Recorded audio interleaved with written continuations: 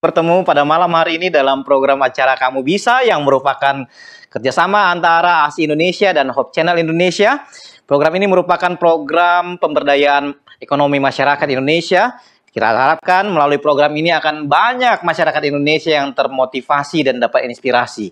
Malam hari ini kita akan berbicara tentang kiat sejahtera bertanam cabai merah keriting. Wah, hari ini kita akan melihat bagaimana para petani, salah seorang narasumber praktisi yaitu Bapak Alfian Hutri Proklalangi. Selamat malam Pak Alfian.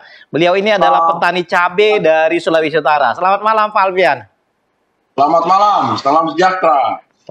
Terima kasih telah bersama dengan kita. Cabai keriting merupakan satu komoditas yang sangat dibutuhkan oleh masyarakat, ya, baik untuk keperluan bumbu masakan maupun keperluan industri. Karena itu kita akan berbicara malam hari ini tentang peluang dan kiat bertanam cabai agar dapat menjadi sumber pendapatan bagi masyarakat Indonesia. Kita juga akan ditemani oleh beberapa narasumber ahli, yakni Dr. Insinyur Yohana Taribuka. Selamat malam, Ibu Yohana. Selamat malam, Pak Rekson. Terima kasih, Ibu Yohana. Ya, Ibu Yohana adalah akademisi pertanian dari Universitas Patimura di Ambon. Terima kasih, Bu Yohana. Bersama dengan kita juga ada Dr. Insinyur Jakarius Hukom. Selamat malam, Dr. Hukom. Selamat malam, Pak Rekson. Selamat malam, para pemirsa. Ya. Pemirsa, Dr. Hukom adalah seorang ahli akademisi di bidang budidaya tanaman, dan malam hari ini kita akan berbincang dengan beliau tentang topik bertanam cabai merah keriting. Dan bersama dengan kita juga ada Profesor Insinyur Daniel Saputra, PhD dari Universitas Sriwijaya di Palembang. Selamat malam, Prof. Daniel. Apa kabar? Selamat malam, Pak Rektor. Selamat malam semua narasumber dan selamat malam pemirsa. Oke, terima kasih. Kita sapa dulu kembali Bapak Alfian. Pak Alfian, bagaimana sekarang harga cabai, Pak Alfian? Lagi bagus kah? Kalau di tempat saya harga cabai lagi turun harganya. Turun, ya. Oke, tapi lagi turun dari apa namanya? Dari harga tahun baru ya, Pak ya? Iya, oke. Terima kasih Pak Alfian. Pemirsa, kita akan lihat sekilas kegiatan bertanam cabai yang dilakukan oleh Bapak Alfian di Sulawesi Utara melalui sebuah cuplikan tayangan singkat berikut ini.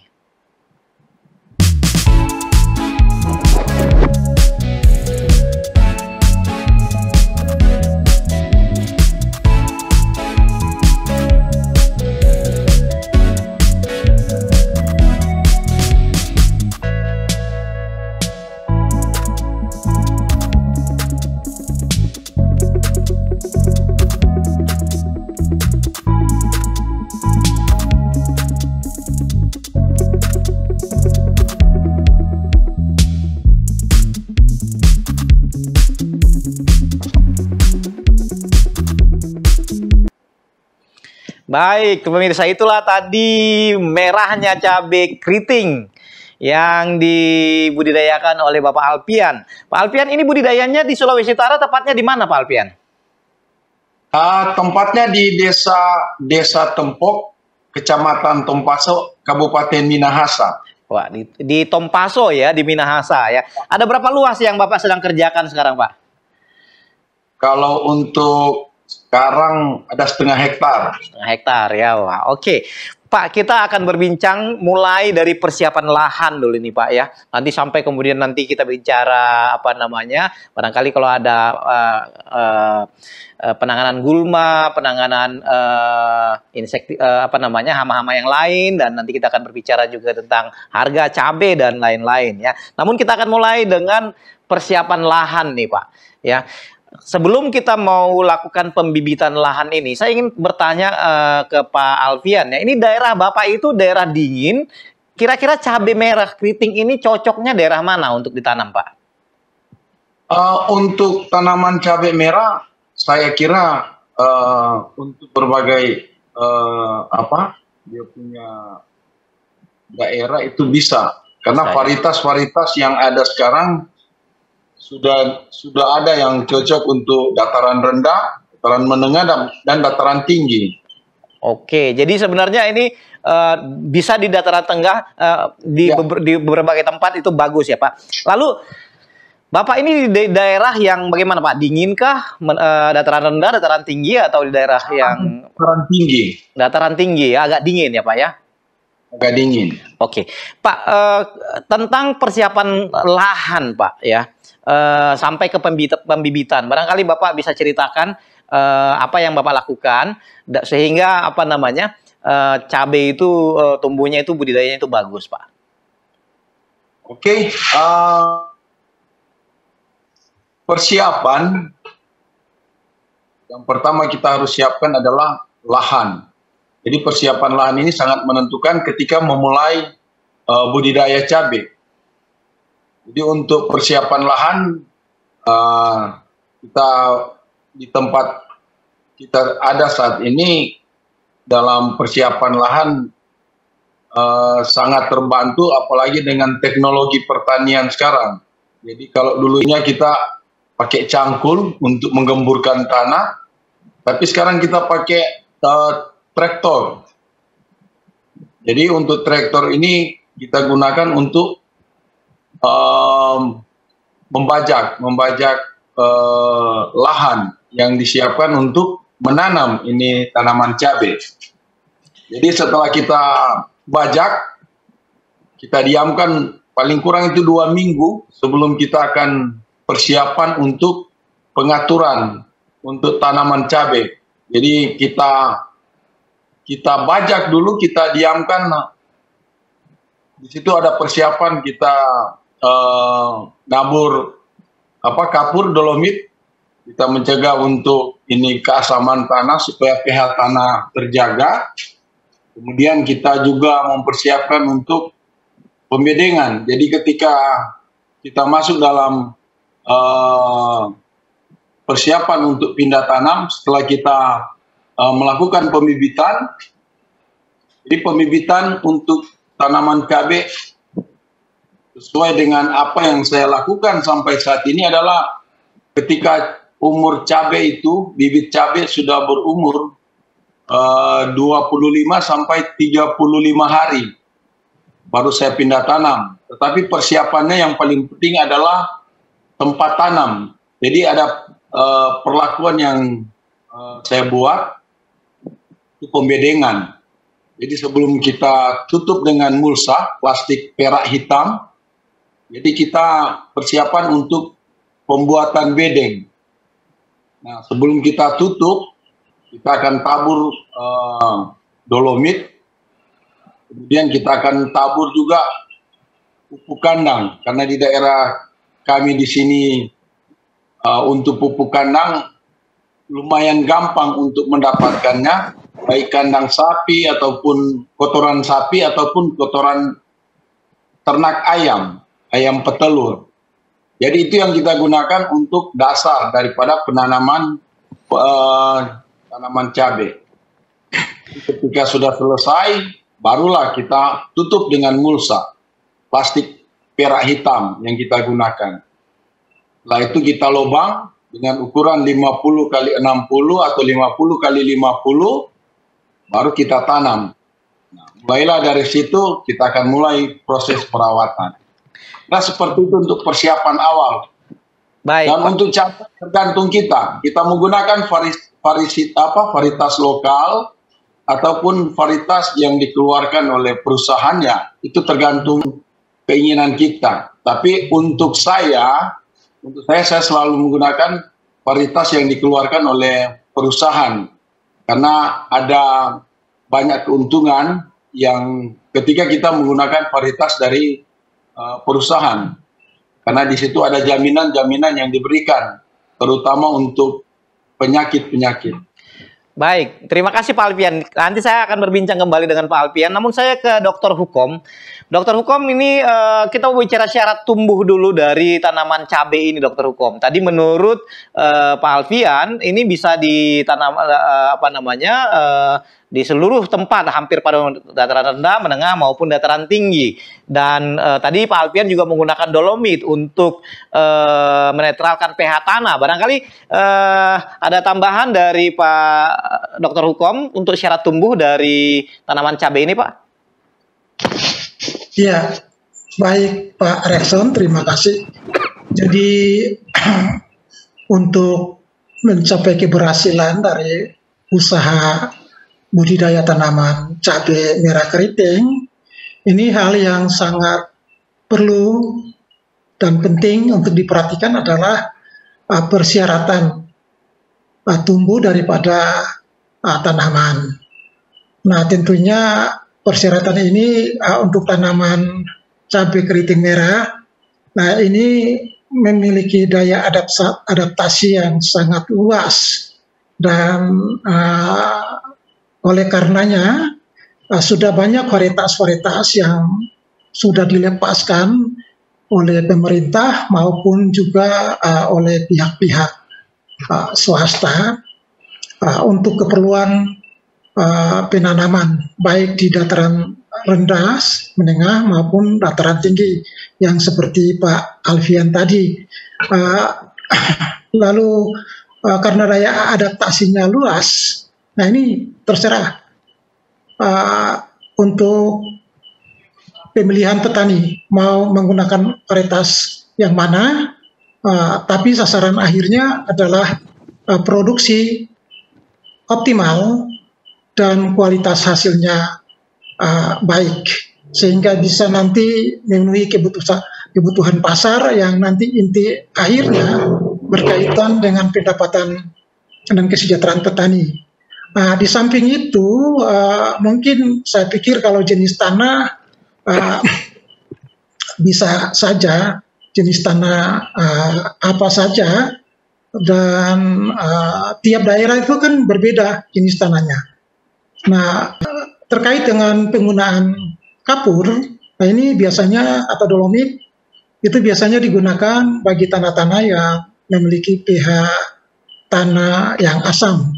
Kalau memang pH tanah asam, itu berarti bahwa banyak sekali nutrisi yang tidak bisa diserap oleh akar, dan ini berpengaruh langsung terhadap pertumbuhan awal sampai dengan perkembangan dan pembentukan buah yang berkualitas. Oleh karena itu, tanah atau media tanam itu harus diupayakan agar tetap dalam kondisi pH yang netral. Jadi di atas 5,5 sampai dengan 7 ya. Yaitu kondisi aman bagi hampir semua jenis tanaman pertanian, termasuk cabai. Yang berikut menyangkut dengan masalah suhu. Nah, suhu ini ya tergantung dari yang di dataran rendah, menengah, dan tinggi kan berbeda suhunya. Nah, proses perbedaan suhu menyebabkan terjadinya perbedaan kematangan untuk umur panen. Nah, nanti Pak Alfian sendiri sudah berpengalaman di dataran tinggi, bisa di-share mungkin nanti, karena pengalamannya menggunakan beberapa varietas. Pasti kalau sudah 10 tahun dalam usaha ini berarti sudah mengerti jelas dan benar tentang karakter penyesuaian varietas, tentang iklim dan kondisi lingkungan. Jadi suhu malam itu biasanya berkisar antara 18 sampai 20 derajat Celcius. Kalau suhu siang 25 sampai 27 derajat Celcius untuk semua varietas, baik itu yang di dataran rendah, sedang maupun menengah, karena ini berkaitan dengan masalah kerja fisiologi tanaman. Kemudian hal yang paling penting adalah menyangkut dengan curah hujan. Curah hujan ini berkaitan dengan pengairan. curah hujan itu yang dipersyaratkan 600 mililiter sampai dengan milimeter ya, milimeter kubik. Jadi 600 sampai dengan 1.200 mili per tahun. Tetapi nanti itu bisa dimodifikasi tergantung dari kondisi curah hujan yang ada. Makanya perlu mengetahui keadaan curah hujan di daerah lokasi di mana budidaya diterapkan. Saya pikir ini hal-hal yang paling penting merupakan persyaratan pertumbuhan dari semua varietas, baik itu varietas yang unggul, hibrida maupun yang lokal. Mungkin itu Pak Rekson yang bisa saya sampaikan dan yang sudah dijelaskan oleh Pak Fian tadi itu sudah masuk dalam kriteria untuk persyaratan tumbuh cabai merah keriting ini. Terima kasih Pak. Baik, terima kasih Dokter Hukum. Saya ingin kembali ke Pak Alpian nih. Pak Alpian, ini kan yang Bapak sampaikan tadi itu saya ingin agak lebih detail lagi ya. Bapak kan tadi tentu cabenya itu kan disemaikan ya, disemaikan. Barangkali apakah ada kiat agar ini semua benih yang ada ini kan kita beli kan belum tentu semua itu baik Pak ya. Artinya mungkin ada yang ini. Apakah ada kiat untuk memilih agar bibit yang kita gunakan itu adalah bibit yang terbaik ya. Nah, gimana cara Bapak? Apakah itu disemaikannya itu satu tadi? Kemudian apakah ini disemaikannya itu menggunakan apakah di suatu tempat? Bagaimana untuk memindahkannya nanti? Karena kan kalau seandainya kita pindahkan, umur berapa itu bisa kita pindahkan supaya praktis, jangan nanti kemudian ketika dipindahkan menjadi layu kembali. Kira-kira Bapak kasih tip Pak bagaimana caranya untuk itu, dan jarak tanam yang Bapak gunakan itu dalam penanaman itu barangkali boleh dijelaskan juga Pak. Oke, terima kasih. Jadi untuk pembibitan, jadi ketika kita ingin melakukan pembibitan, otomatis kita menginginkan daya tumbuh dari bibit cabai merah keriting ini paling tidak 95%, 90 sampai 95%, ataupun kita menginginkan supaya 100%, agar supaya apa yang kita akan tanam itu memang bagus untuk pertumbuhan. Tetapi memang ada cara-cara yang bisa kita lakukan mengantisipasi, karena tidak semua produk bibit yang dikeluarkan baik lokal maupun varietas yang dikeluarkan oleh perusahaan pemerintah itu mempunyai jaminan 100%, tidak sama sekali. Dan itu juga tinggal bagaimana cara kita untuk bagaimana menyemaikan ini bibit ini bisa dia punya kualitas tumbuh itu bagus. Nah, untuk saya ada beberapa cara yang saya gunakan. Yang pertama, ketika mau disemai, saya merendam dulu bibit cabai merah keriting ini dengan air yang bukan air panas, suam-suam kuku. Jadi ada 2-3 jam lah saya rendam. Nah, memang tujuannya juga yang selain daripada supaya dia membantu proses bibit ini supaya cepat dia bertumbuh, berkecambah. Tujuannya juga ketika kita rendam dengan air yang tidak panas, tidak dingin, suam-suam kuku, tujuannya supaya kita juga bisa membunuh virus atau mungkin bakteri yang ada di dalam bibit itu. Nah, untuk cara bagaimana menyemai, saya selalu menggunakan cara yang kita sebut di sini tradisional tapi tidak ketinggalan zaman. Karena sekarang banyak media semai yang ada, bahkan yang dijual. Contohnya ada polybag, ada juga media semai dari plastik yang sudah dibuat sehingga memudahkan untuk apa? Melakukan penyemaian. Tetapi pada intinya kembali kepada praktek. Ketika saya melakukan praktek, bagaimana supaya dia bisa bertumbuh dengan bagus, saya hanya menggunakan bambu. Jadi bambu saya belah dua, jadi dibelah dua, kemudian saya isi dengan tanah, media tanah, kemudian dari situ saya menaruh bibit cabai merah ini, cabai merah keriting ini, dan hasil yang saya dapatkan masih lebih bagus ketika saya menggunakan media bambu yang saya belah dua itu, kemudian saya taruh tanah, masukkan tanah, kemudian saya semai. Dan pengalaman yang saya dapatkan adalah rata-rata daya tumbuh daripada bibit itu sekitar di atas 90%. Nah, ketika kita sudah semai, jadi pas kita semai, taruh tanah, kita semai, taruh, daya tumbuh ketika dia akan kecambah itu 4-6 hari dia baru mulai bertumbuh. Nah, sebelum dia bertumbuh, yang saya lakukan adalah saya menutup media yang saya gunakan untuk pembibitan ini dengan plastik atau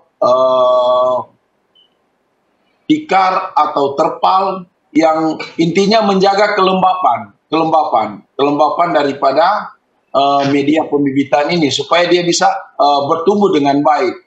Nah, ketika di hari yang keempat atau kelima ketika saya buka, tinggal menunggu 1-2 hari, maka bibit itu akan mulai bertumbuh. Nah, ketika dia bertumbuh, untuk masa pindah yang paling cocok berdasarkan apa yang saya lakukan selama ini adalah umur 25 sampai 35. Dan itu kita tinggal melihat saja, karena berbagai macam varietas yang kita tanam pasti beda-beda dia punya umur. Nah, biasanya saya juga melihat dari jumlah daun dari bibit.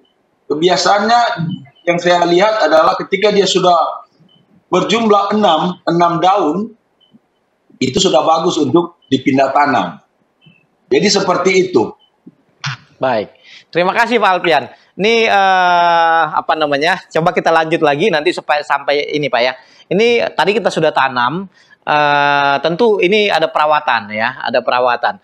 Sampai kemudian nanti panen. Itu panennya berapa lama nanti Pak? Sesudah kita mulai tanam dari kecamatan dipindah ke sana itu untuk tadi kan Bapak bilang butuh sekitar 25 hari ketika dipindahkan ya. Sesudah kita pindahkan, itu kira-kira butuh berapa lama supaya kita bisa mulai panen, Pak?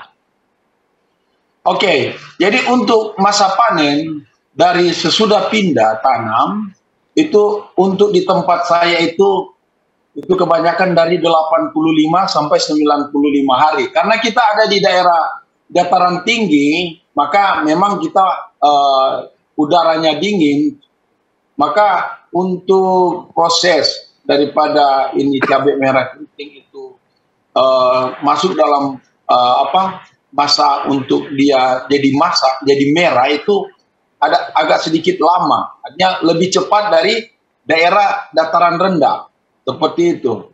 Jadi dari umur 85 sampai 95 hari sesudah tanam, itu kita akan masuk dalam proses panen atau pemetikan.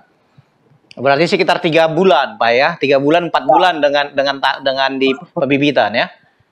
Ya. Oke, Pak, ini saya ingin bicara tentang perawatan nih, Pak ya. Nanti sebelum kita bicara hama, saya ingin bicara tentang pemupukan, Pak ya. Tentu tanaman cabai ini membutuhkan nutrisi yang baik ya. Praktek yang Bapak lakukan selama ini bagaimana untuk pola pemupukannya, Pak? Oke, untuk pemupukan, pada intinya kalau menurut hemat saya bahwa semua tanaman itu tetap memerlukan 3 unsur di dalam proses nutrisi tanaman. Jadi pasti membutuhkan NPK, nitrogen, fosfat, dan kalium.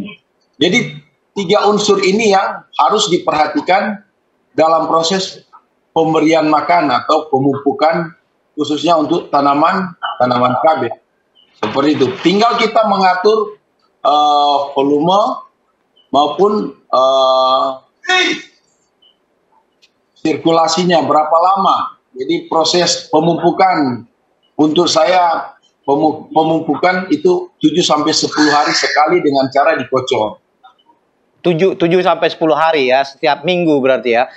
Kita lakukan pemupukan untuk dikocor. Itu sekali kocor itu NPK yang Bapak gunakan apakah berapa ukurannya, Pak?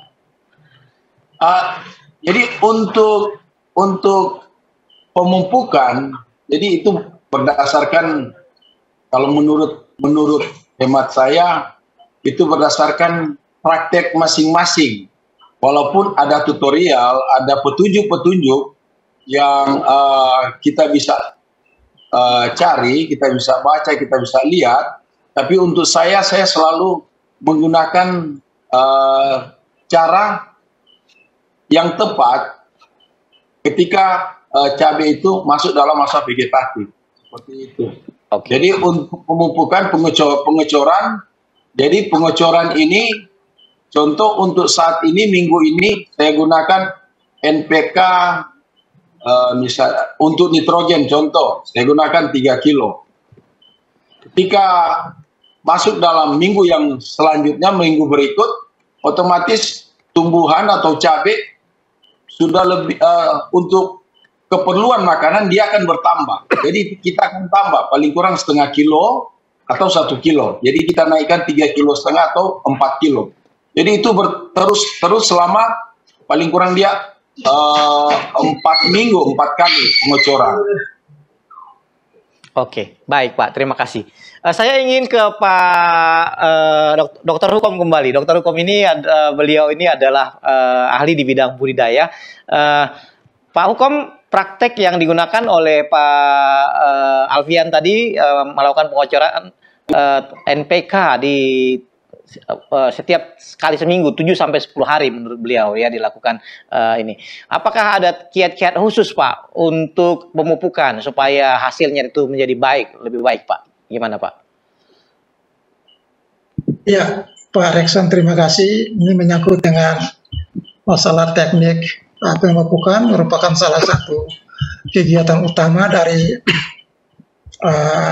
teknik budidaya. Memang yang sudah dijelaskan oleh Pak Fian tadi, memang itu menurut Pak Fian pengalaman yang didapatkan dari tahun ke tahun. Nah, cuma yang jadi masalah adalah ketika kita masih penerapan proses pemupukan secara tradisional dan itu berlanjut secara terus-menerus, kita cuma hanya berdasarkan perkiraan pengalaman, tapi kita tidak tahu nutrisi yang tepat, seimbang, sesuai dengan kebutuhan tanaman, jenis yang sesuai dengan kebutuhan tanaman, dan berapa banyak jumlah. Dalam hal ini konsentrasi, kalau itu cair, kalau padat dosis, nah itu tidak diketahui secara tepat. Makanya mesti ada pendampingan dari mungkin PPL atau ahli-ahli dalam bidang pemupukan, sehingga nanti ke sana ke depan itu bisa mendapatkan kualitas produktivitas dan kualitas hasil yang memang betul-betul stabil dari tahun ke tahun.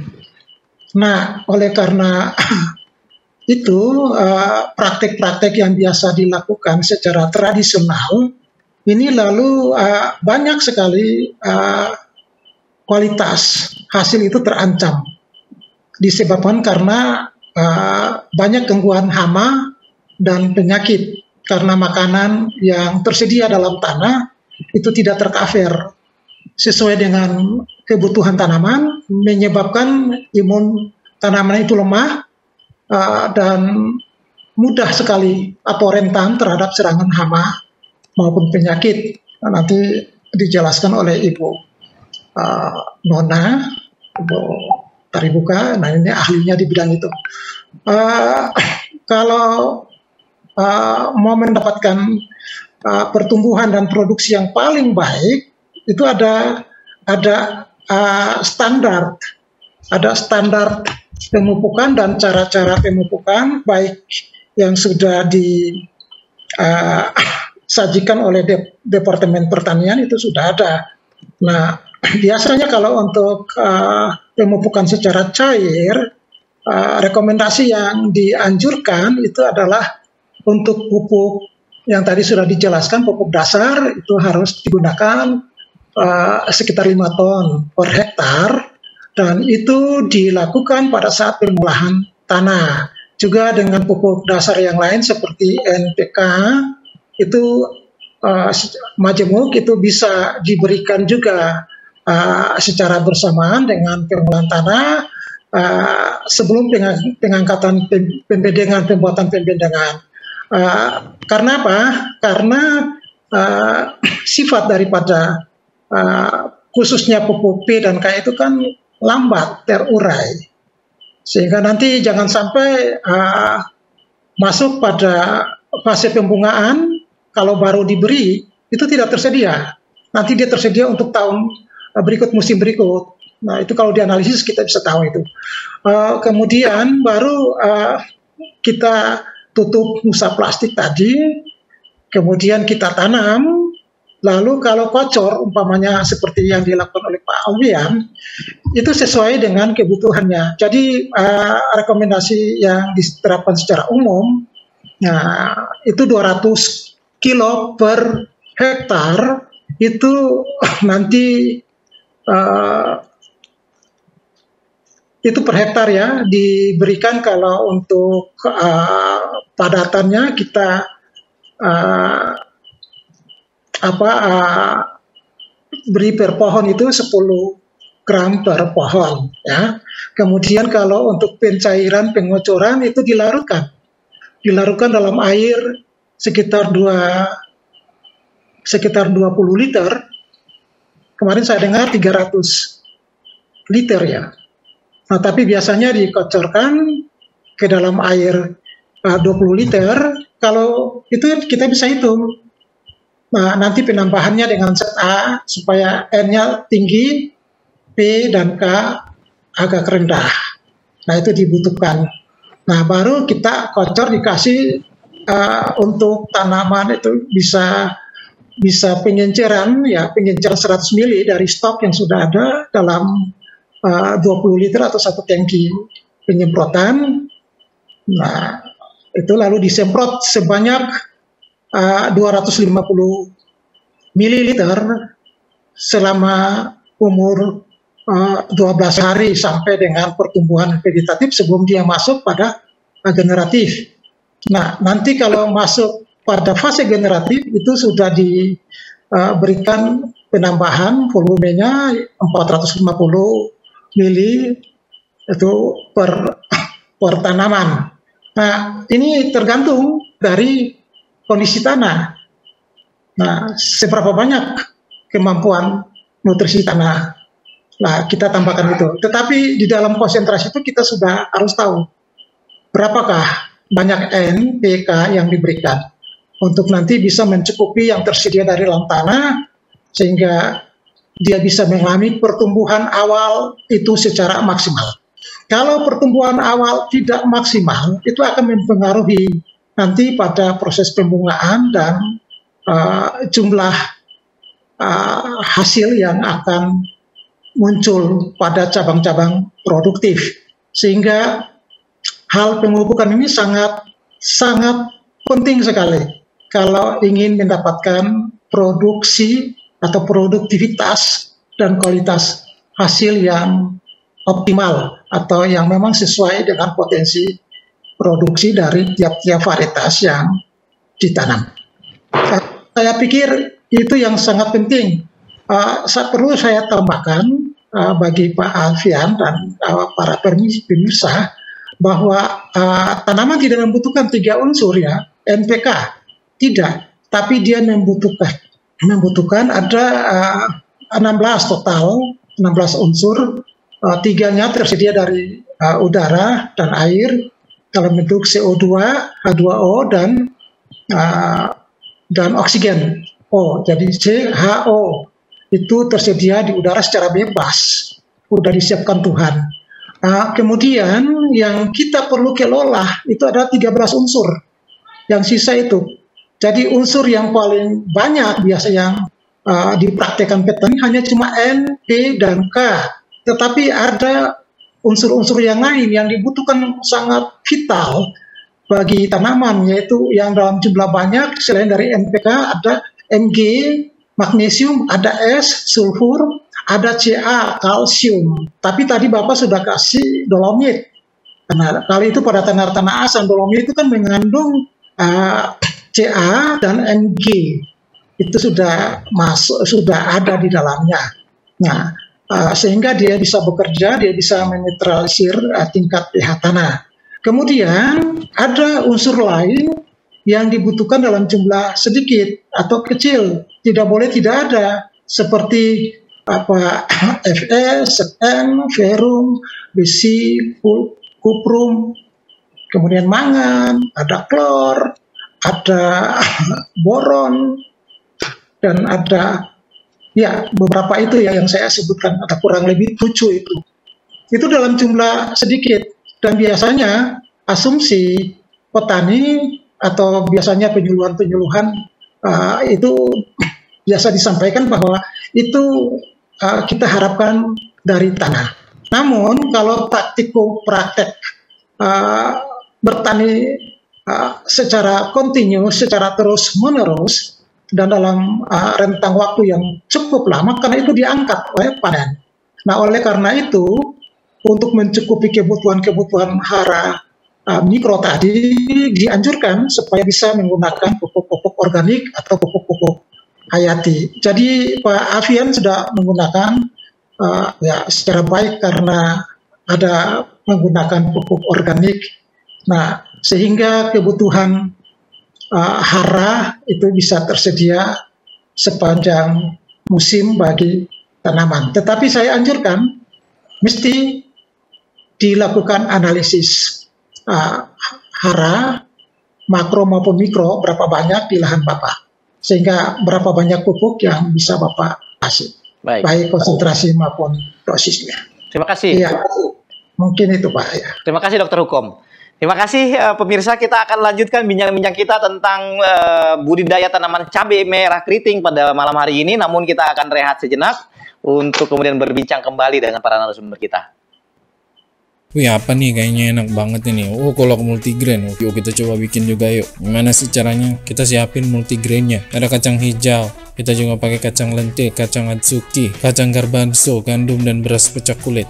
Ini bahan-bahan yang lainnya juga kacang mede, tapi kita rendam dulu 1-24 jam. Terus kita siapin juga gula merah, daun pandan, 1 ruas jahe, garam secukupnya, juga kita butuh bubuk kayu manis.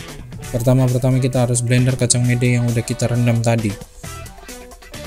Jadi deh santan kacang mede. Boleh juga sih kalau mau pakai santan yang lain, yang penting berbasis nabati ya bro. Oke, terus kita nyalain api, masukin wajan, masukin air, terus kita tunggu sampai mendidih. Kita tutup, terus kita tunggu sampai mendidih. Nah, pas sudah mendidih kita masukin semua multigrainnya tadi, semuanya, jangan boros-boros, semuanya kita habisin. Oke, sekarang kita masukin daun pandan sama jahenya, terus kita tutup lagi. Oke, sekarang kita masukin juga santan kacang medenya, biar enak, biar berasa kental-kental gimana gitu. Oke, kita juga harus masukin gula merahnya biar agak berasa manis kolaknya. Jangan lupa pakai garam, biar sedikit-sedikit kita tambahin, yang penting ada garamnya. Kalau masih kurang manis juga kita tambahin sedikit gula merahnya biar enak. Wih, jadi. Nah, sekarang tinggal kita sajiin deh. Wih, enak banget nih, panas-panas apalagi. Terus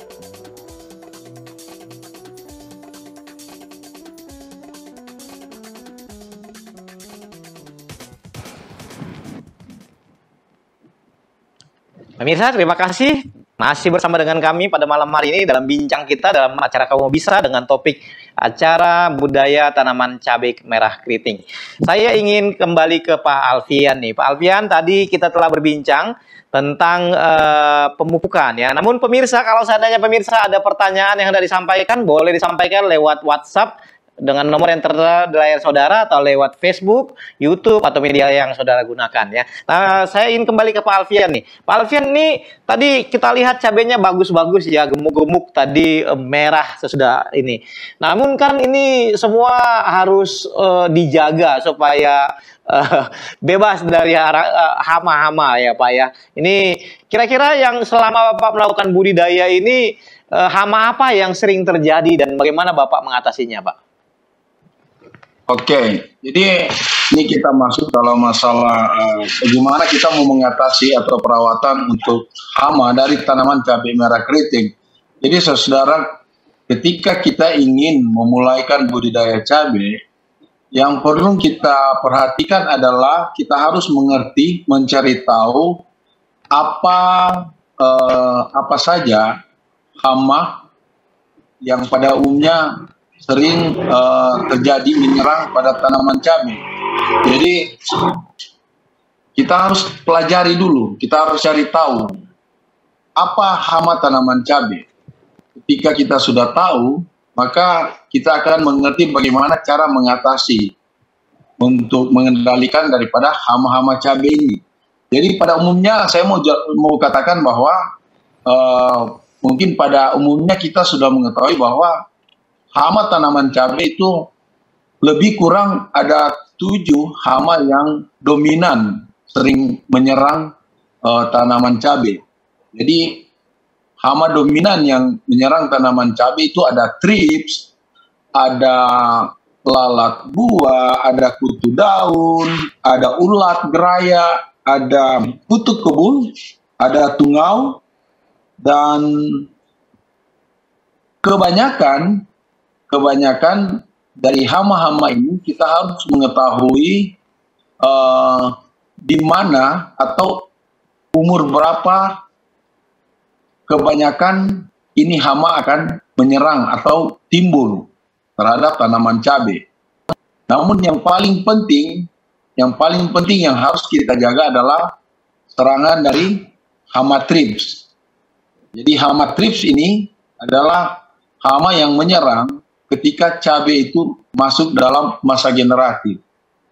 Nah, kebiasaan hama thrips ini akan menyerang ketika tanaman cabai kita sudah masuk dalam 14 sampai 15 hari sesudah tanam. Nah, disitulah kita harus mulai memperhatikan perawatan untuk mengendalikan thrips ini. Nah, kemudian hama-hama yang lain itu kita harus pelajari. Contoh, untuk lalat buah. Lalat buah itu nanti dia akan muncul ketika selesai masa pembungaan, masuk dalam pembuahan. Nah, itu yang kita harus perhatikan. Nah, untuk hama tunggal, itu seringkali datang bersama dengan hama thrips. Dan cara pengendalian untuk yang kami lakukan sampai pada saat ini, saya selalu menggunakan pestisida. Dan kita harus mencari tahu sasaran-sasaran pestisida yang kita pakai untuk membasmi hama apa.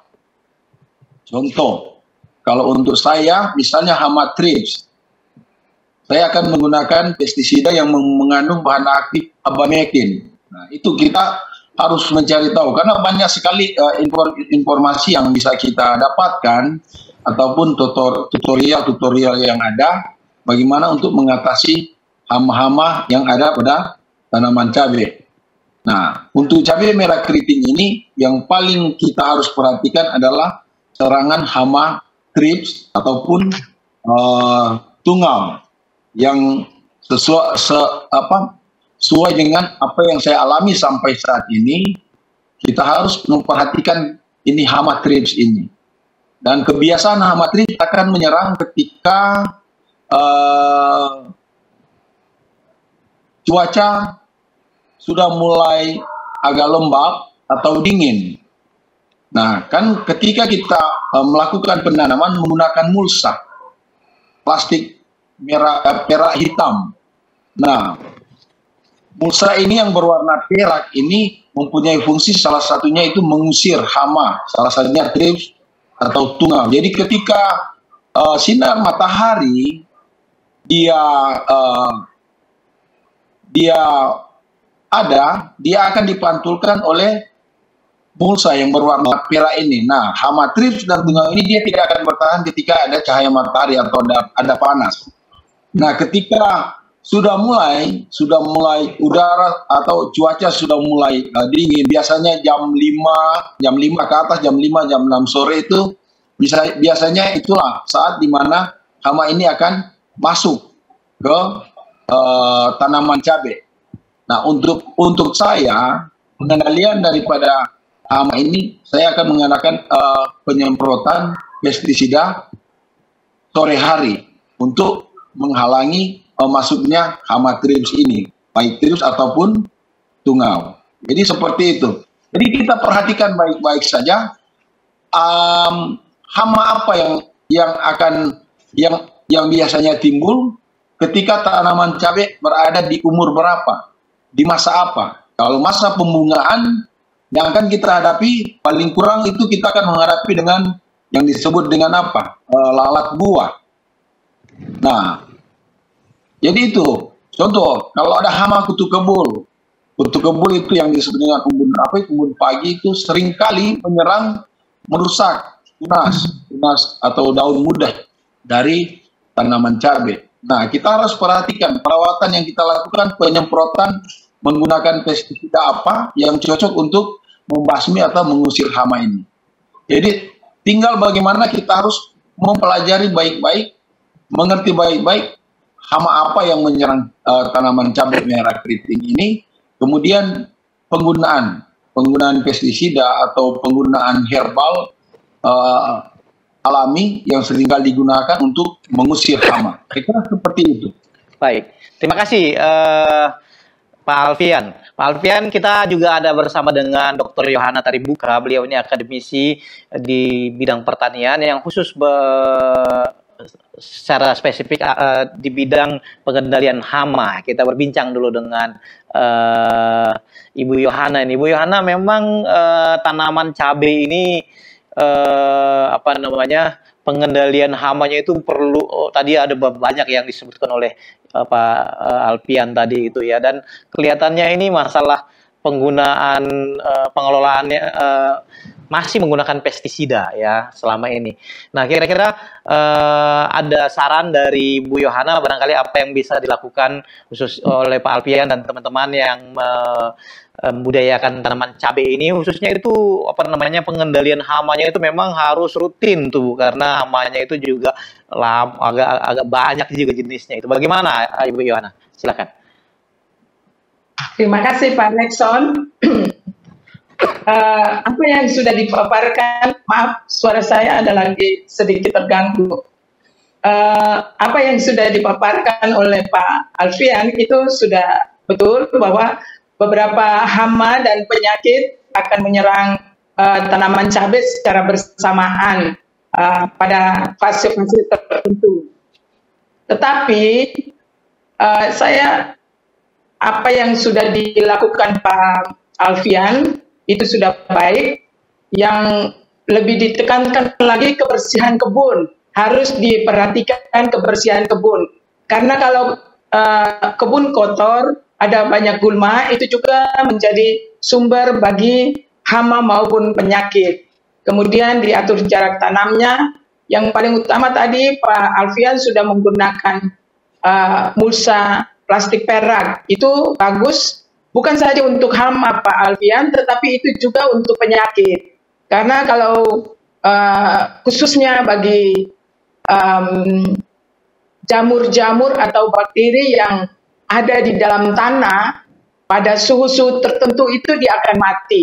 Nah, dengan penggunaan mulsa perak itu sangat baik karena dia meningkatkan suhu tanah. Dengan meningkatkan suhu tanah, maka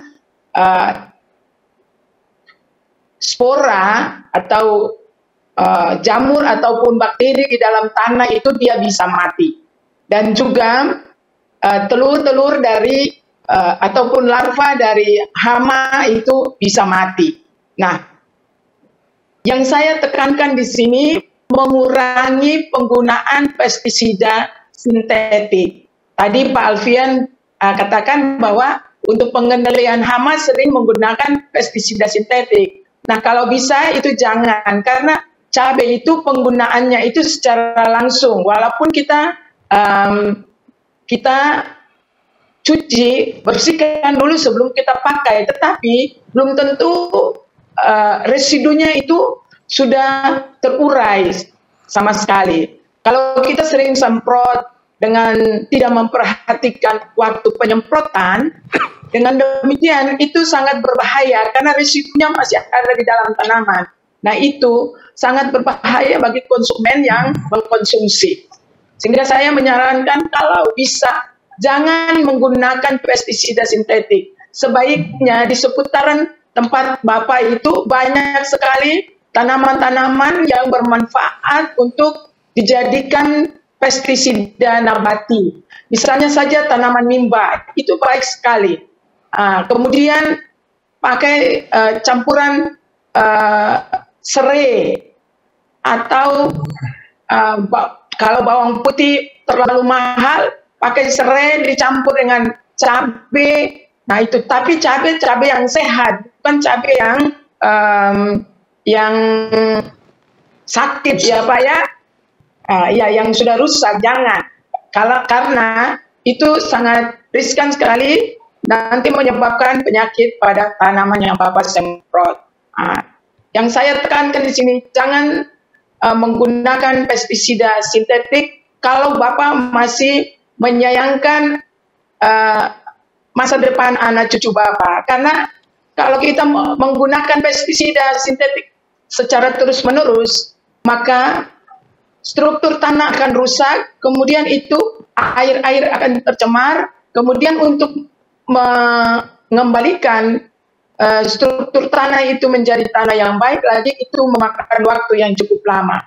Dan pada kita yang konsumen akan berbahaya bagi tubuh kita, akan timbul penyakit yang bisa saja kanker dan lain-lain. Kira-kira begitu Pak Rekson dari saya. Baik, terima kasih Bu Yohana. Ini ada saran dari Bu Yohana kalau boleh, khususnya ketika menjelang panen ini Bu ya, penggunaan pestisida itu dikurangi yang ini. Oke, itu saran dan mudah-mudahan ini bisa dicari lah. Pak Alfian sudah cukup lama ini melakukan budidaya ini, barangkali perlu dilakukan inovasi-inovasi ya supaya tanaman juga kita aman, tetapi dari segi kesehatan juga dapat terjaga konsumen. Saya ingin bicara hasil sekarang ini dalam waktu yang sisa ini dengan Pak Alfian nih. Pak Alfian nih, 1/2 hektar itu kira-kira bagaimana hitung-hitungannya Pak Alfian? Untung atau rugi nih? Jadi terima kasih. Jadi kita bicara hasil. Jadi kita tidak bicara berapa luas yang kita tanam, baru berapa jumlah kita dapat. Jadi hitung-hitungannya untuk perhitungan hasil yang saya lakukan selama ini adalah kita menggunakan standar atau ukuran per pohon. Jadi kalau satu pohon itu kita sudah punya standar hasil berapa satu pohon itu berapa kilo. Jadi contoh saya cuma gunakan hitungan medium yang paling tengah. Misalnya satu pohon itu 1 kilo. 1 kilo. Dan ketika kita tanam budidaya, misalnya kita tanam contoh 5.000 pohon. Jadi kita akan dapat 5 ton untuk hasil panen. Oke. Jadi kita tidak menggunakan skala besar luas dari tanah, tapi berapa pohon yang kita tanam. Jadi satu pohon itu kira-kira perlu modal berapa, Pak? Jadi untuk perhitungan di daerah kami di sini itu satu pohon itu sampai panen itu 5.000 per pohon. 5.000 per pohon ya, itu biaya ya. Dari hasil satu pohon itu kira-kira berapa, Pak? Berapa kilo kita bisa dapat? Nah, saya bilang tadi kita pakai hitungan medium. Iya, hitungan medium. Tidak usah yang tinggi, tidak usah yang rendah. Kita hitung satu pohon itu 1 kilo. 1 kilo ya. Oke. Berarti kalau seandainya kita udah di sekitar 10.000 ke atas, kita sudah mulai ada hasil, Pak ya? Iya, begitu. Oke, saya ingin berbincang dengan Prof. Daniel nih. Prof. Daniel, ini harga ini udah capek-capek kita nanti tanam, hasilnya mungkin bagus, tapi kemudian nggak dapat apa-apa karena harganya ini turun nih. Dan cabai ini bisa seperti roller coaster nih. Sebentar naik, lalu kemudian sebentar lagi bisa turun drastis.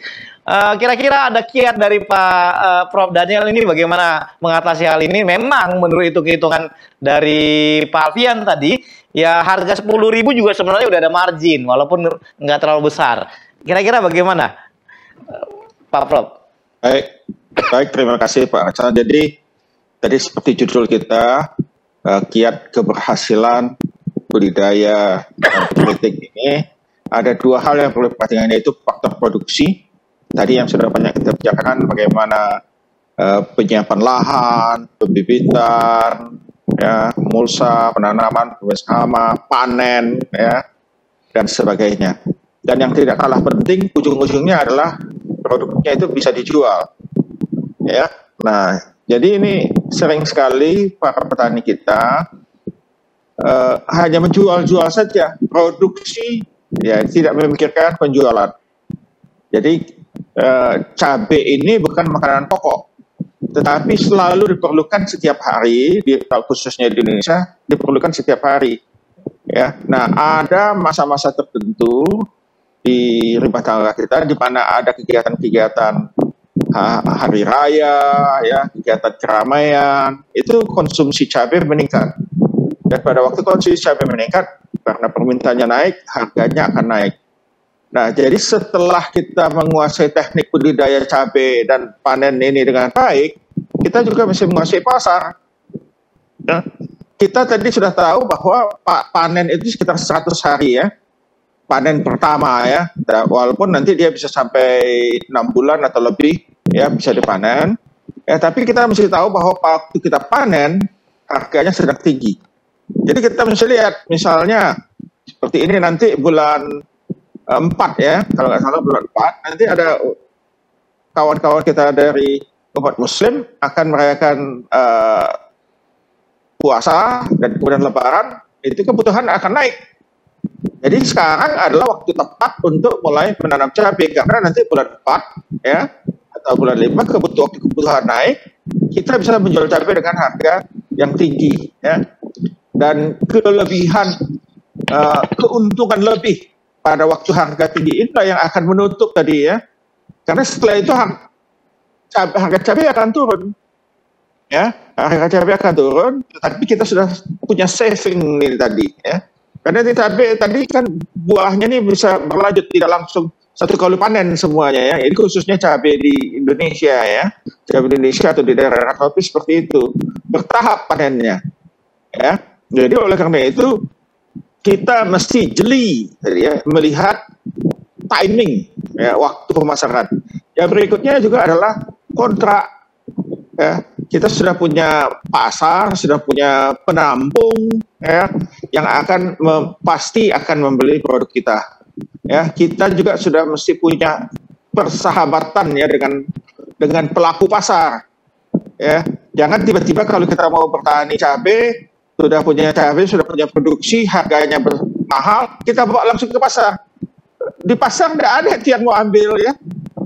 Jadi sudah ada. Jadi di jaringan distribusi ini juga mesti kita kuasai ya, sehingga kalau kita punya produk harga tinggi, kita bisa bawa ke pasar dan ada yang mau menampung. Ya. Jadi dengan begitu, jerih payah kita yang kita gunakan pada waktu menanam cabai, berbudidaya ini bisa terbayarkan dengan harga yang bagus. Yang sering terjadi pada petani kita adalah kalau dia lihat temannya banyak menanam cabai, oh ada apa mereka nanam, saya ikut-ikut tanam cabai. Dan pada waktu panen semuanya panen, produksi berlimpah, sedangkan kebutuhan tidak naik, ya tidak naik. Nah ini jadinya harganya jadi jatuh, bahkan di bawah. Ya, kalau di tingkat petani bisa itu sampai 5.000 kalau lagi harga jatuh. Kalau di pasarnya 15.000, ya itu di petani sudah di bawah 10.000 itu.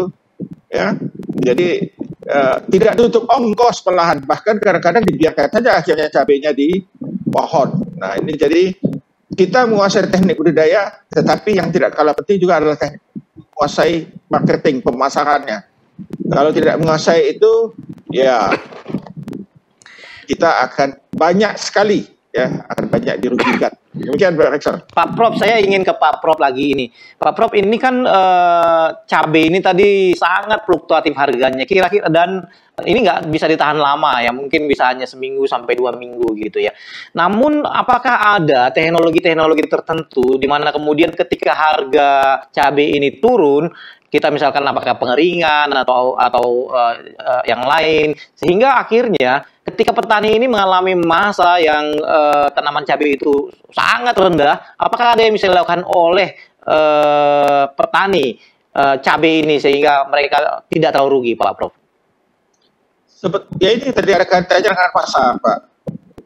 Yang dilakukan oleh para pelaku pasar adalah kalau harga cabai sedang murah, mereka giling, ya, giling dan dikasih pengawet alami, misalnya yang alami itu garam sebetulnya ya, garam dikasih garam, atau tadi dikeringkan, ya, dikeringkan. Jadi dua hal itu, dan biasanya di tingkat petani tidak menguasai teknologi ini. Kalau dia giling, ya dia nyimpannya bagaimana, ya.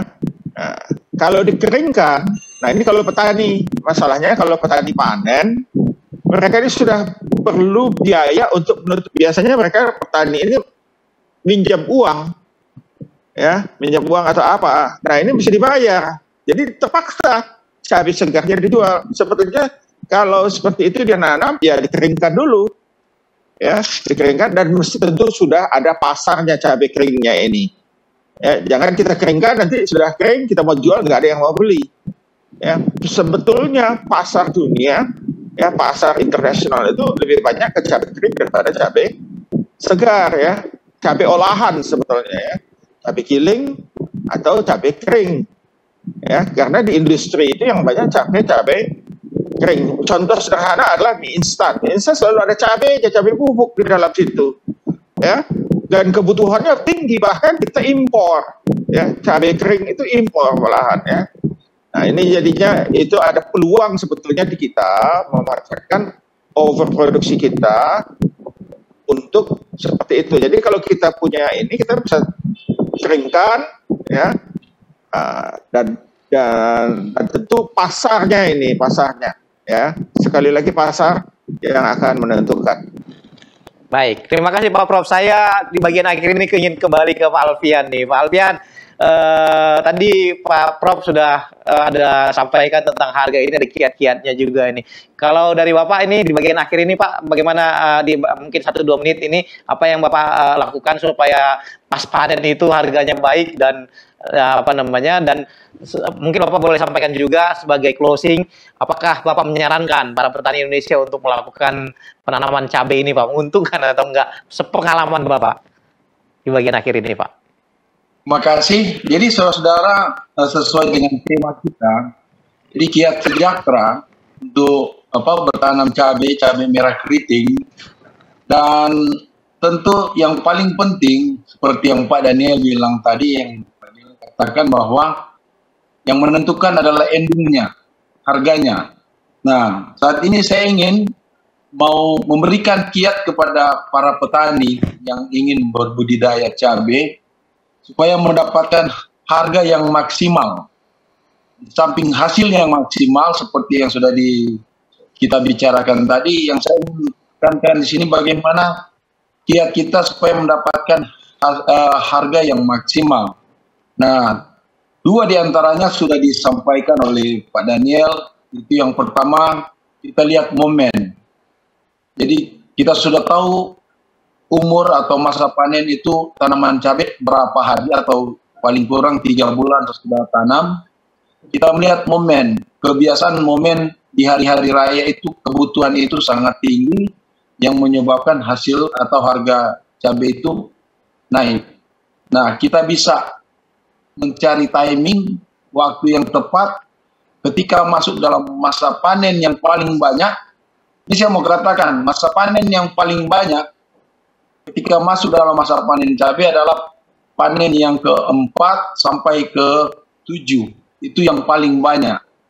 Jadi kita kalau sudah dapat harga di sini, yang lumayan katakanlah harga yang mahal, maka setidaknya sama dengan Pak Daniel bilang, kita sudah ada saving, kita sudah mendapatkan